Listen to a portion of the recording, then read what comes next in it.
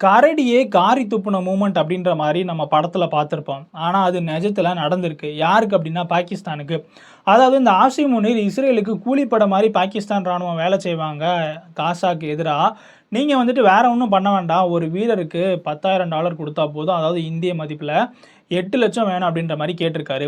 ஆனால் இஸ்ரேல் என்ன சொல்லியிருக்காங்க அப்படின்னா 8 லட்சம்லாம் ரொம்ப ஓவரு, உங்கள் ஒரு வீரருக்கும் 8,000 தான் தர முடியும் அப்படின்ற மாதிரி சொல்லியிருக்காங்க.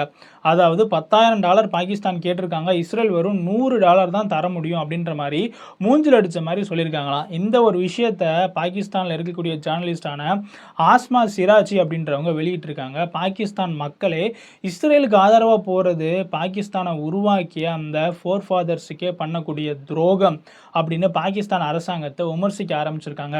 இந்த ஒரு விஷயம்தான் ஏற்கனவே இதுக்கு முன்னாடி பாகிஸ்தானுக்குள்ள மிகப்பெரிய போராட்டத்தை தெஹ்ரிக் லெபைக் அப்படின்ற அமைப்பு பண்ணுறதுக்கு காரணமாக இருந்துச்சு. இப்போ எரியிற நெருப்பில் எண்ணெயை ஊற்றின மாதிரி இப்படி ஒரு தகவலும் வெளியாக இருக்கிறதுனால பாகிஸ்தான் அரசாங்கம் மிகப்பெரிய அளவில் நெருக்கடியில் இருக்கிறதா சொல்லப்படுது.